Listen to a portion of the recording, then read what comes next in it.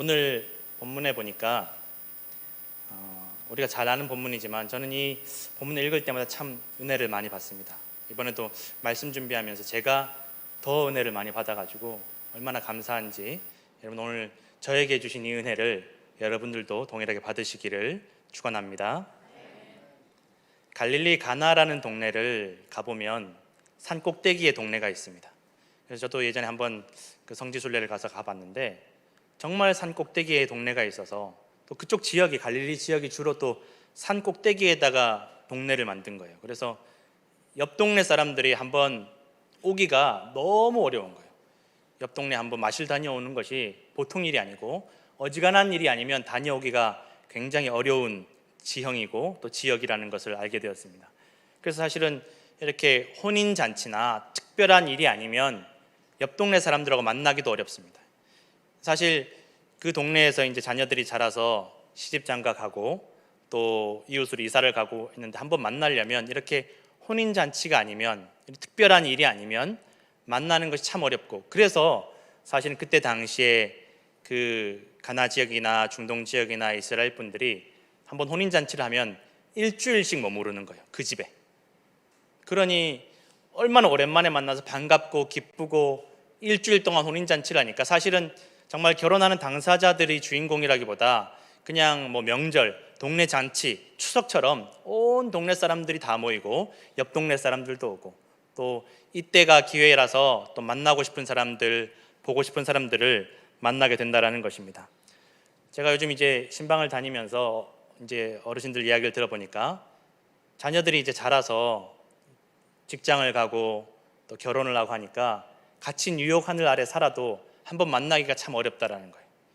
무슨 명분을 만들지 않으면, 반찬 만들어놨으니까 가져가라, 명분을 만들지 않으면 손주들 얼굴 한번 보기도 너무 어렵다라는 거예요. 그래서 한번 명분을 만들면 와서 좀 하루 종일 있다 가기도 하고, 또 타주에 있는 자녀들을 만나러 갈 때는 가면 뭐 하루 이틀 있다 머무르는 게 아니라 며칠씩 머무르기도 하고, 또 한국에 있던 가족들을 만나면 한 달씩 또 두 달씩 머무르기도 하는 경우들을 많이 보게 됩니다. 너무 오랜만에 보니까 너무 반갑고 기쁘니까 이 순간의 즐거움을 누리고 싶은 거죠. 사실 이 가나의 혼인잔치도 마찬가지입니다. 너무 오랜만에 가족들도 보고 친구들도 보고 친지들도 보니까 그냥 하루 딱 그냥 결혼식만 하고 끝내는 게 아니라 일주일 동안 서로 기뻐하고 그동안 밀린 이야기도 나누고 또 못다한 이야기도 다 나누면서 그렇게 기쁨을 누리고 행복을 누리고 교제를 한다라는 것입니다. 근데 거기 오늘 그 산꼭대기 마을에 가나에 혼인잔치가 있어서 성경에 보니까 예수의 어머니가 거기 있었더라라고 말하고 있습니다. 학자들은 예수의 어머니와 또 이 친척 관계가 아닐까, 정말 절친한 관계가 아닐까. 그래서 사실은 거기 가서 잔치 준비도 하고 미리 가서, 결혼식만 일주일인데 미리 가서 그곳의 일들을 도와줄 정도로 굉장히 가까운 사이였을 것이라고들 학자들은 추측을 하고 있습니다. 예수님과 제자들도 초대를 받았습니다. 가나의 혼인잔치에 그런데 포도주가 떨어졌습니다. 이것은 정말 여러분 그냥 우리가 성경에 읽고 지나가지만 굉장히 심각한 문제입니다. 포도주가 떨어졌으면 그냥 물 마시면 되지라고 생각할 수 있겠지만 그렇지 않다라는 것입니다. 그냥 잔치를 일찍 마칠 수도 있지 않겠나, 그것도 되지 않는다라는 것입니다. 힘들게 멀리서 온 그 사람들의 그 흥을 돋우어줄, 기쁨을 더해줄 그 포도주가 떨어졌다라는 것은 사실 굉장히 심각하고 어려운 문제라는 것입니다. 기뻐하기 위해서, 또 기쁨을 나누기 위해서, 행복을 나누기 위해서 온 이 잔치가, 이 혼인잔치가 한순간에 낙심과 부끄러움의 잔치가 되고 인생의 중요한 혼인식이 불길한 혼인식이 될 수 있다는 것입니다.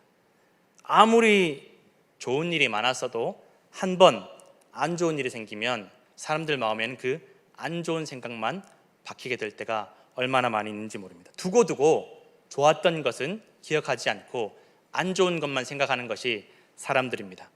부모 자식 간에도 아무리 자녀에게 잘해주어도 부모님이 잘해주신 것은 당연하고 다 잊어버리고 특별하게 기억하지도 못하면서 한 번 야단 맞은 거, 한 번 부모님이 뭐라고 한 거, 지적한 거, 잔소리한 거, 그것만 두고두고 남기는 것이 자녀들의 마음이고 또 사람들의 마음이라는 것입니다. 또 이야기들을 들어보니까 할머니들이 손주를 그렇게 키워주시는데 그렇게 뼈가 부서져라 애지중지하면서 키워준 할머니한테는 싫다고 그러고, 가끔 와서 용돈 주는 할머니는 너무 좋아라 한다라는 거예요. 그래서 할머니들이 얼마나 서운해 하시는지 모른다는 것입니다. 그래서 여러분, 사람들의 마음이 다 그렇습니다. 아무리 잘해주고 좋은 일이 많고 기쁜 관계였지만 단 한 번 마음에 섭섭한 마음이 탁 박히면 그것만 남는다는 거예요. 그게 다 덮어버리고, 기쁨도 다 덮어버리고, 고마웠던 것도 다 덮어버리고, 은혜도 다 덮어버리는 것입니다. 교회 생활도 마찬가지입니다. 예배 때 다 찬양하고 은혜 받고 다 이렇게 마음이 다 녹아져서 딱 이제 집에 돌아가려고 차를 운전하러 가시다가 한 번 앞에 차가 끼어들면 막 입에서 그냥 막 불길이 쏟아져 나오는 분들이 있다라는, 막 화가 나서 견딜 수가 없고, 또 어쩌다가 한번 접촉사고라도 나면 앞에 뭐 예배를 드리고 왔는지 은혜를 받았는지 하나도 기억이 나지 않고 저 인간 다 잡아 죽여야 되는 그런 분노가 솟구쳐 오르시는 분들이 얼마나 많이 있는지 모릅니다. 사람들의 마음이 다 그렇습니다. 은혜 받고 기뻐하고 즐거워하다가 한번 딱 마음에 걸리면 그게 다 내 인생을, 내 입술을, 내 마음을, 내 생각을 지배할 때가 얼마나 많이 있는지 모릅니다. 특히 이스라엘이나 중동은 참 이런 일들에 예민한 것이, 여러분 요즘도 뉴스를 보시면 이 가족들의 명예를 얼마나 소중하게 여기는지, 딸 자식이 가족의 명예를 더럽혔다, 아버지나 가족들이 원하지 않는 결혼을 했다, 그런 남자를 만나다 그러면 요즘도 돌로 쳐 죽입니다. 그만큼 가족의 명예를 중요시했는데, 이 포도주가 떨어졌다는 것은 이 가족의 명예를 훼손시킨 굉장히 심각한 문제라는 거예요. 이때 당시의 분위기로는 혼주를 죽여도 할 말이 없을 정도로 심각한 문제였다는 것입니다. 그런데 그렇게 심각한 상황 속에 그 혼인잔치 준비를 도와주러 온 예수님의 어머니 마리아가 이 문제를 딱 만나고 나서 어떻게 행동을 했느냐, 예수님에게 갔습니다. 아들이었지만, 내가 배 아파서 낳은 아들이었지만 이 문제를, 답이 없는 이 문제를 해결해 주실 분은 예수님밖에 없다라고 믿었다라는 것입니다. 내 아들이었지만 이미 마리아가 하나님으로부터 받은 그 계시를 마음속에 믿고 있었다라는 것입니다. 신뢰했다라는 것입니다. 그리고 예수님에게 갔습니다. 포도주가 떨어졌습니다. 어떻게 보면 사실은 좀 이해가 되지 않는 상황이기도 합니다. 예수님은 그저 초대받은 손님인데 왜 예수님에게 가서 포도주가 떨어졌다라는 것을 이야기할까? 그런데 마리아는 믿었습니다. 예수님께서 해결해 주실 수 있다. 주님께서 해결해 주실 수 있다.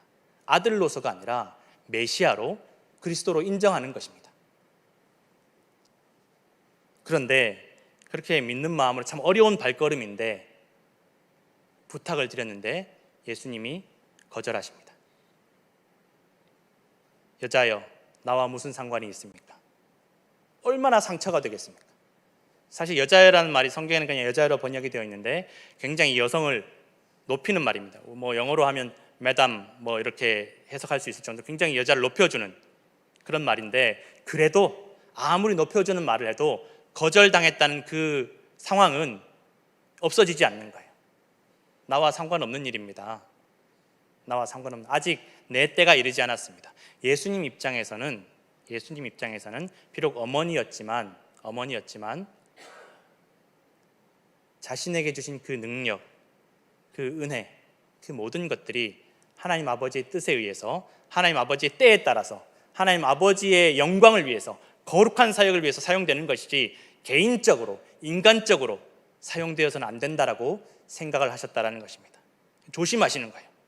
이게 인간적으로 비록 어머니이지만, 육신의 어머니이지만 이 능력이 개인적이고 인간적으로 하나님의 영광을 드러내지 않는데 사용될 수 없다라는 생각으로 거절하신 거예요.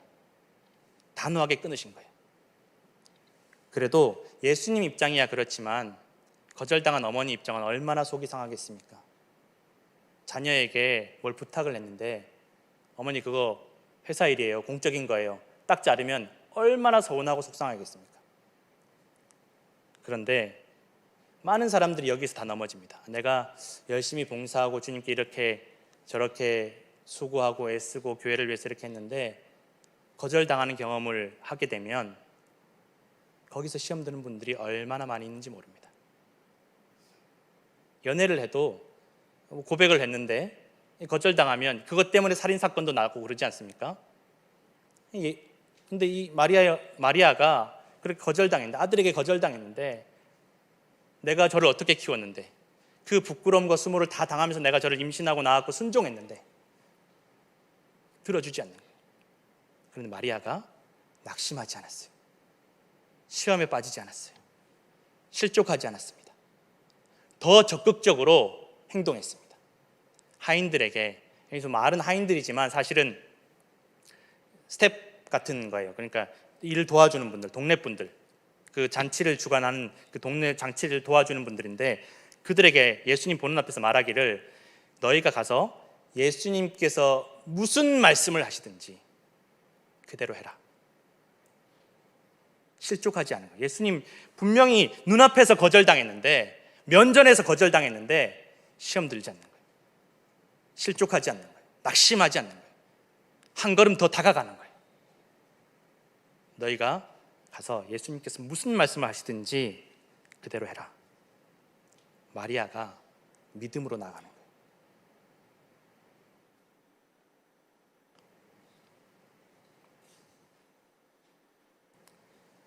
많은 이들이 신앙생활을 하다가 보면 내가 다 따져보고 순종하고, 다 따져보고 예배드리고, 다 따져보고 섬기려고 합니다.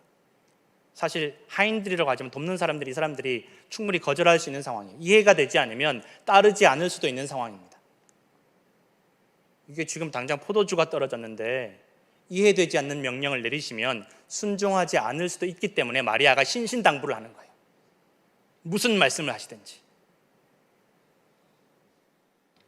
성경에는 여러분 이런 일들이 얼마나 많이 있는지 모릅니다. 하나님께서 믿음의 사람들을 부르실 때, 일꾼들을 부르실 때, 제자들을 부르실 때 정말 이해할 수 없는 명령을 내리실 때가, 정말 이해가 되지 않는 말씀을 하실 때가 얼마나 많이 있는지 모릅니다.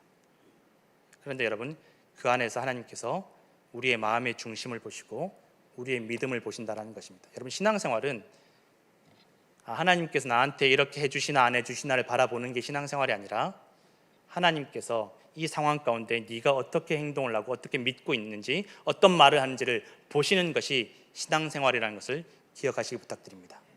내 중심이 아니라 하나님께서 보시는 거예요. 내가 하나님 보는 게 아니라, 하나님께서 내가 기도했는데 들어주시나 안 들어주시나 한번 두고 보자, 이게 아니라 하나님께서 내 입술을 보시고 내 마음의 중심을 보시고 내 행동을 보신다는 거예요. 예수님께서 말씀하시는 돌 항아리 6에 물을 채워라. 그런데 그 돌 항아리가 어떤 돌 항아리냐? 여러분, 손발 씻는 항아리입니다. 손발 씻는 항아리. 유대인들이 밖에 나갔다 집 안으로 들어올 때 손발을 씻는, 물을 담아두는 그 돌 항아리인데, 거기에다 물을 채워서 갖다 주라는 거예요. 포도주가 모자란데 이게 무슨 말도 안 되는 말씀인지 이해가 되지 않는 게 아니라, 이걸 어떻게 보면 손님들에게는 충분히 신뢰가 될 수 있고 결례가 될 수 있는 일인데, 손발 씻는 그 물을 손님들이 갖다, 아무리 손님들이 취했다고 할지라도 어떻게 그 물맛과 포도주 맛을 구별하지 못하겠습니까? 술 드셔보신 분들은 뭐 계실지는 잘 모르겠지만 그렇게 술 맛을 잘 구별하신다 그래요. 구별한다는 거예요. 아무리 취했어도 술 맛인지 물 맛인지를 구별한다는 거예요. 그런데 마리아가 그렇게 신신당부했으니까 예수님께서 말씀하신 대로 물을 담아서 갖다 줍니다. 어떻게 보면 사실 이 하인들이 책망을 받을 수도 있는 일이에요. 왜 너희가 거기 중간에서 멈추지 않았냐, 말리지 않았냐, 말도 안 되는 소리인데 어떻게 너희가 거기서 중간에서 스탑하지 않았냐. 그런데 억지로, 마지못해서 마리아가 신신당부하니까 억지로 어쩔 수 없이 했는데, 여기에서 놀라운 일이 일어났다는 것입니다. 놀라운 기적이 시작이 되었다는 것입니다. 이전에는 맛보지 못했던 최고의 포도주가 손님들에게 제공이 되었고, 사람들이 다 인정하는, 그곳에 온 모든 사람들이 다 인정하는 거예요.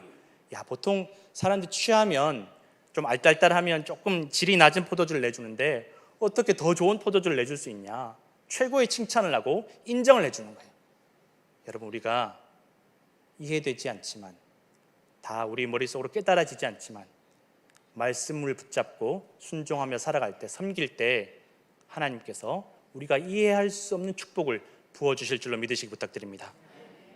감히 생각도 못한 기쁨을, 은혜를 우리에게 주실 줄로 믿습니다. 여기 예배에 나오신 분들이 다 그런 기쁨을 누리시는 분들입니다. 믿지 않는 사람들은 모르는 거예요. 야, 쉬는 날 쉬어야 좀 쉬고 직장도 나가서 일도 하지, 굳이 뭐 그렇게 힘들게 교회 나가냐, 쉬어야지, 차편도 안 좋은데 굳이 거기까지 꾸역꾸역 나가냐. 근데 우리는 아는 거예요. 이 예배 가운데 주신 그 은혜가, 그 기쁨이, 그 위로가 얼마나 큰지 예배 드리는 사람은 아는 거예요.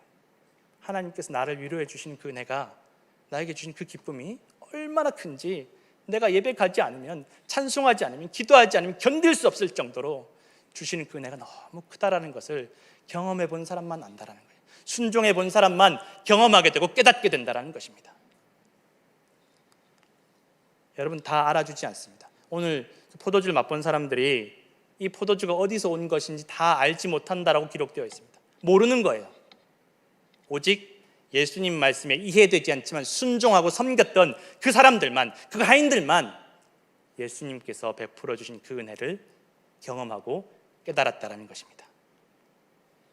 오늘 이 요한복음을 기록한 요한은 사실 예수님의 사촌 형제였습니다. 예수님이 12제자 가운데 세베대의 아들 야고보와 요한은 예수님의 이모의 아들들이었습니다. 사실 같이 자란 사촌 형제의 제자가 된다는 것이 얼마나 어려운 일입니까? 쉽지 않은 일입니다. 다 뻘거벗고 자란 거 다 아는데, 같이 뻘거벗고 자라고 장난치고 그렇게 자란 거 다 아는데 어떻게 그의 제자가 될 수가 있겠습니까? 근데 요한은, 야고보는 옛날에 어떠한 인연이었든지 어떠한 관계였든지 오직 영적인 관계에만 집중했다라는 거예요. 영적인 관계에만. 내가 저 예수님 어떻게 자라는지 다 아는데, 그러나 영적인 관계로 집중을 하고 그리스도로, 메시아로, 구원자로 받아들이고 인정했다라는 것입니다. 예수님께서 우리의 구원자이시고 하나님의 아들이시고 창조자의 아들이시다. 그렇게 요한이 예수님께 바짝 붙였습니다. 옛날의 관계에 얽매이지 않았습니다. 인간적인 관계에 얽매이지 않고 예수님께 바짝 붙였습니다. 여러분, 성경을 읽어보면 얼마나 많은 사건들 가운데, 예수님께서 행하신 일들 가운데 요한이 꼭 들어가 있습니다. 베드로와 함께 요한이 꼭 들어가 있습니다. 변화산 사건에서 모세와 엘리야가 예수님과 함께 나타났을 때에도 베드로와 요한이 함께 있었고, 또 여러분 겟세마네 동산에서 기도하실 때에도 베드로와 요한만 더 예수님과 가까이 다가갔고 더 예수님께 바짝 붙였습니다. 그리고 여러분, 십자가에서 예수님 매달리셨을 때 이모였던 마리아를 모시고 예수님께 나아왔던 사람이 요한이었고, 그 요한을 보시면서 예수님께서 네 어머니다, 이제 네가 모셔라 라고 부탁하실 정도로 요한이 예수님께 바짝 붙였다라는 것입니다. 핍박도 받고 박해도 받고 두렵지만 예수님을 인정하고 예수님만 바라보는 거예요. 실족하지 않고 낙심하지 않는 거예요. 아무도 알아주지 않지만 예수님께 바짝 붙이는 거예요. 예수님은 아시는 거예요. 예수님은 아시는 거예요. 요한이 어떤 마음으로 예수님께 가까이 다가오는지를 예수님은 다 알아주시는 거예요. 그래서 여러분, 요한이 예수님 부활 승천하신 이후에 모진 핍박과 고문과 어려운 일을 다 당하고 반모섬이라는 곳에 유배가 되는데, 그곳에서 요한이 마지막 말년을 보낼 때 예수님께서 요한에게 나타나셔서 요한계시록을 기록하게 해주셨다는 것입니다.